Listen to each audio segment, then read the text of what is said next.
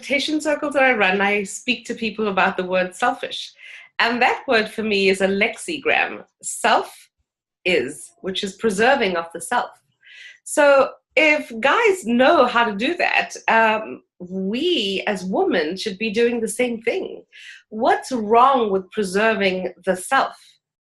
Maybe that's not such a bad thing to make the time for ourselves. Taking care of yourself and putting yourself first doesn't have to be something huge and grand. It can be little gestures that make a difference. Welcome to yourbrilliance.com. I'm your host, Amy Waterman. And today our topic is our tendency as women to put ourselves last. It's true, isn't it? Especially if you're in a relationship or you have a family, your job is to take care of everyone else. And nobody thinks to take care of you, but that's okay. It's good to be the one who's always giving. It just proves you're not selfish. And let's be honest, it can feel uncomfortable being on the receiving end. Like if you're sick and your whole family's looking after you, you can feel guilty or obligated to return the favor. So to talk about why we put ourselves last and how we can shift this legacy, we've invited Hemla Makan-Dullabh onto the show. Hemla is the founder of the Seven Rays Holistic Center in Palo Alto, California. Her intention is to listen, guide, and offer tools to help people feel more empowered and focused. To that end, she offers a range of therapies, including color therapy, crystal healing, past life regressions, quantum energetics, Reiki, and family constellations. Welcome, Hemla. Thank you very much, Amy, for having me on the show. So I have to ask, why in the world do we put ourselves last, and where did we learn this from? Well, that's a great question, and to me it has many layers. I think partly we have been accustomed to doing that because we've watched our mothers, our grandmothers, and as far along as we can remember, we were taught that generally in many cultures that we should be last and we should take care of the needs of our family and our spouses or our partners, and then whatever's left over is for us. And so I think it comes from many generations of programming, and there's a lot of guilt attached to wanting to break away from that belief system. But surely that's a good thing. I mean, you don't want to be selfish in a relationship, and if you're selfish and your guy's selfish, I would think that would just condemn your relationship to disaster. Well, it's interesting because in the meditation circles that I run, I speak to people about the word selfish. And that word for me is a lexigram. Self is, which is preserving of the self. So if guys know how to do that, we as women should be doing the same thing. What's wrong with preserving the self? If the self is complete and preserved or whole, or as I've said in a blog I've written, having your gas tank full, then you have more to give to other people. So I don't think that the word self is, and I'm purposely not saying selfish, but self is not a bad thing. I think it's an amazing thing. And I think that the more women become aware of that and know that it's preserving of yourself so that you have more to share and give and nurture, not only to others, but to yourself, then it changes the whole belief system around that word selfish. And it's not about selfish, but self-preserving. Wow. One of the things that I'm wondering is whether this comes down in part to self-esteem, because one of the ways I know as a woman I get my self-esteem is I make other people happy. And when I make them happy, man, I feel great. But if I make myself happy, it's kind of hollow.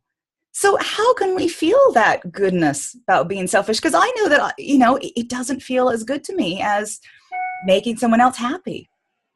Well, that is a good question because, again, that comes from a belief system that we've known all along. With that is the feeling of guilt. If I take care of my needs first, how would everyone see me? And that I think is true for you, for me, and I'm a mother of two boys, and often catch myself thinking that, but I think it's about educating not just the men or the boys in our lives, but also women and our daughters and the girls and society in general, and teaching them that maybe that's not such a bad thing to make the time for ourselves. And then in that way, partly build our self-esteem. But the self-esteem also comes from within and nurturing. So it is kind of a double-edged sword, because our sacral chakra, our self-esteem, our creativity, our sexuality, and our sensuality all sit in that same area. So when we are trying to extract one, we try to deal with all the other parts too. Self-esteem is the core of everything. So if you're not feeling good about yourself, you might be able to put on a great, brave face on the outside, but that's not what you're feeling inside. And so the whole journey is about going within to see, well, what is it that I want to do and how? And part of it is looking at our creative selves and nurturing a little bit of that to build the self-esteem. Because if you don't have a strong foundation and you don't have a strong basis, how do you build from there? So it would be doing little things. And so I would encourage women to try a little practice. And this is what I do. I set aside in my calendar 10 minutes, let's say, to start off with every morning, where they can choose whatever time works for them. Maybe mornings are crazy in some households with younger kids, but so afternoon or middle of the day is better. But 10 minutes is what you start with, where you can do something where you're putting away all your devices and everybody else's needs, and you're just sitting with maybe a cup of tea or coffee or something that you want to do, and, you know, read a book or sit in nature or connect with yourself in a meditation. And all your meditation needs to be is concentrating on the in-breath and the out-breath for a few minutes. And the in-breath is saw, and the out-breath is hum. And the minute you just slow down, and we even do that, even now in this session we're having, it gets our bodies just to connect. And already you reconnecting with yourself. So taking care of yourself and putting yourself first doesn't have to be something huge and grand. It can be little gestures that make a difference. So in that way, you start to build your self-esteem, because you start to feel whole, complete, because you're building your creative self, you're building your sense of who you are within. And then you can reflect that back out to the world. And when you are reflecting it, people reflect back to you and say, oh, you know, it's so wonderful, or they feel nurtured. And so then that helps build your self-esteem. So it's kind of, that's why it's a double-edged sword. You need to first take care of yourself in order to get back and build it up. I'm not sure if that makes sense, but that for me is how I would go about doing it. And that's what I have been doing for many years. What I like about that is that you really putting it out that it's not going to be easy at first, because you're breaking a habit, and the habit says, I want to feel good. Let me go do something nice for my family. And you're going to feel guilty at first, but that guilt and that awkwardness doesn't mean you shouldn't do it. It doesn't mean that you're bad for doing it. It means that you've got to break this habit. Now, see, one of the ways that a lot of us get our needs met is we can't do nice things for ourselves, but we wait for somebody to do nice things for us. And that's why I think relationships are so important, because when you are dating someone, especially in the beginning, he does all these nice things for you that you would never do for yourself. Like, he buys you flowers. Would you ever buy yourself flowers? Probably not. He buys you maybe jewelry, and maybe you would never buy yourself jewelry. So that's how a lot of us get our needs met. Instead of being selfish and saying, I want some flowers, I'm going to buy it, we wait for somebody to fill our needs for us. And that gives our power away, doesn't it? Exactly. And I'm smiling because it's a conversation I had just the other day with a client that I had. What's wrong with going to the shop and buying your own flowers? But it is about having our needs met. So what if I said to a woman, what is the one thing you would do that would make you feel valuable? Because at the end of the day, that's what we're talking about. How valuable are we to ourselves and to others around us? And if we don't feel valuable within ourselves, it's really difficult to put that out there. And it takes more energy and effort to try and find our value with others or within others. Because within ourselves, we're not feeling that valuable. So again, it takes courage and strength and bravery to want to change that. And this is us, our generation. We have to do it. And I always tell people, well, and myself, if I want to be able to change it for my children, I've got to set the example. So if I'm going to show them that I'm valuable, they're going to value me differently. So I make sure I also express to them that during this time, I'm going to be sitting down and relaxing and, having a cup of tea. And I'd really like 5 minutes just to be quiet and enjoy this. And I understand that when you have younger kids, that's not so easy. Mine are now teenagers, so it is easier. But I would encourage parents or mothers who have younger children to maybe, like during their nap times or when they're at school, just take that few minutes where they can connect with themselves and remind themselves of their own value. And affirmations are great for that. And a simple one that you could use is, in this moment, I am valuable. Because this moment is all that there is. We can't concentrate on the next one and the next one and worry about what's coming. But if you just take a few minutes where you can acknowledge your own value, then it shifts that. Well, I'm thinking of how this would just shift relationships, because oftentimes, especially when you're single, you look for your value reflected in the eyes of others. So if you get a lot of hits on your online dating site, you feel valuable. Or if you get that second date, you feel valuable. But I wonder how it would shift our relationships, especially with the opposite sex, if we came from the perspective that we are valuable and that we're going to take time for ourselves and that we appreciate having a man in our life, but he's not going to be the source of our value and the source of our pleasure. Right, it would change relationships dramatically. Well, because you're coming from a place of strength, and men would then see you in a different light. There's this attraction and sensual quality to that, actually, because you're owning your own power. And you're sitting in that sacral chakra combined with the solar plexus and that chakra of power. And men would start to see women differently then. It's like you're owning it in that moment. So it would change the relationship, I would imagine, completely. But even within, if you're single and you don't have anyone and you just wanting to find some kind of anchoring within yourself, it would be that you'd make that time for yourself just as much as someone who was in a relationship. Because just because you're single doesn't mean that you make that time. It's still something that you consciously have to think about and choose to implement into your daily life. So it's a practice.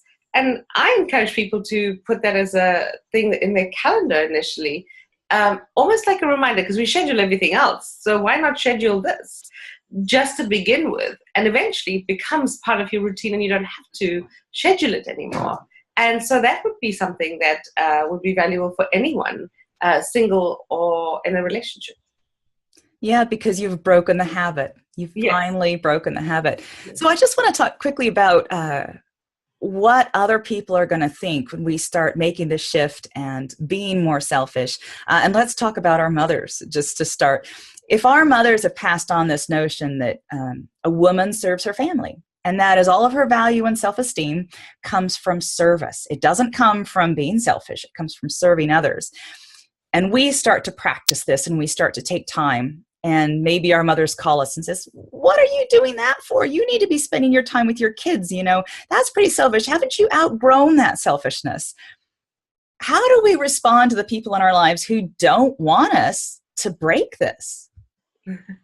That is a very good question. And there's going to be a lot of that from many people, our mothers, our siblings, our friends, because people are not used to this new way of thinking. And to me, again, it comes back to educating them. If you're okay with what you're doing, it's a conversation you have, and you simply state that this is how I'm choosing to live my life differently. Or do you understand what value this brings to me? You should try it. And, that might create another reaction. And, your mother might be really upset about that and think, well, are you crazy? What are you thinking of?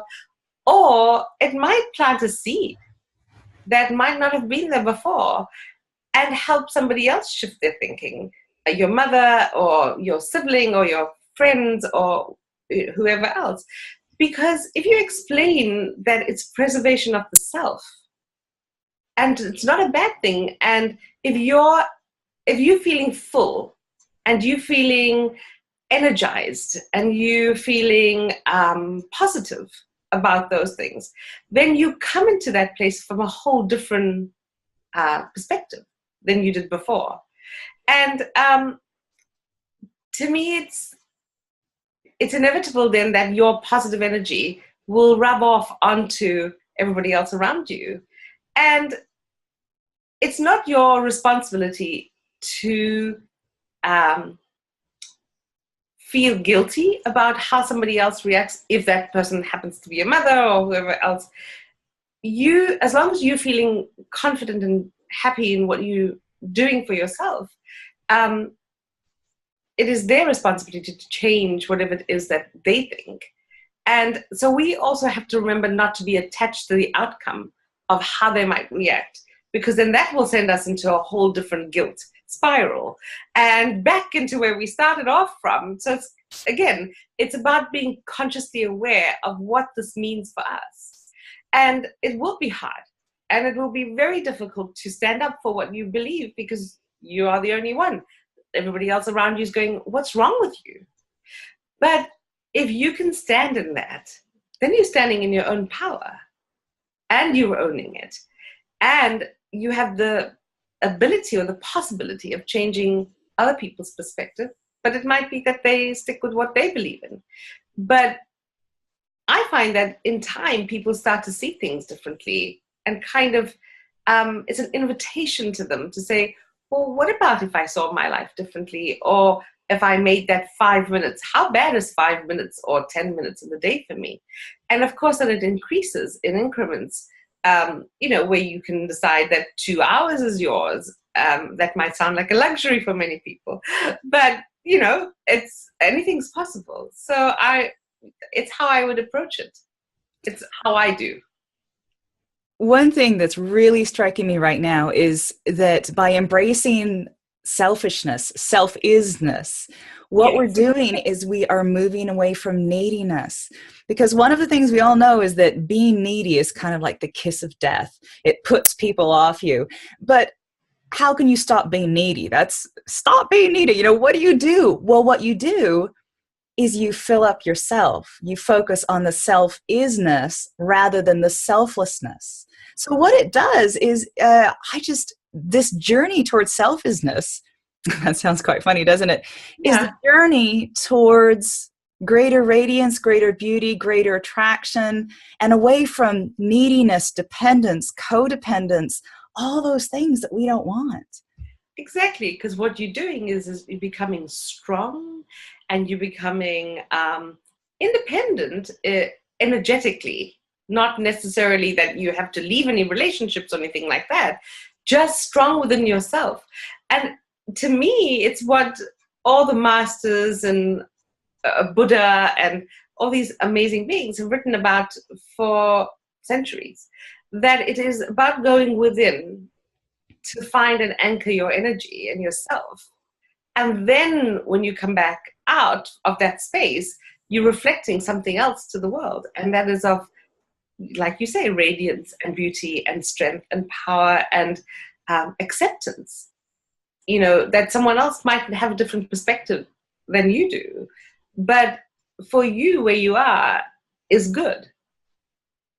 Wow. Now, for those of you listening, if you want to learn more about Hemla's work and the therapy she offers and her philosophies, we've got a link for you. Just go to yourbrilliance.org/Hemla, Hemla. That's yourbrilliance.org/Hemla. Now, we're coming to a close. Thank you so much, Hemla, for coming on to the show. And I wanted to ask you, is there any last message that you'd like to leave our listeners? Thank you very much for having me on the show, firstly. And I would love to leave with just a reminder of the affirmations that I was speaking about. It might sound to people that it might sound corny or it might sound strange, but a simple affirmation can work wonders and help to reinforce this new belief that you might choose to adopt.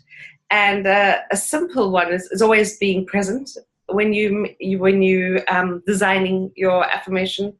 And one I use a lot for myself is, I am enough in this moment. I love it. I am enough in this moment. Yes, because it leaves for nothing. It doesn't ask me to be perfect. It doesn't ask me to be anything other than myself right now. And so I am enough in this moment. And I invite women to use that affirmation or create other ones. And for me, that's very filling and brings me a sense of peace. So I would encourage something like that for the listeners and hope that they feel that same thing. Great. Thank you so much. And thank all of you out there for listening. We hope to see you again soon. Until then, let your brilliance shine.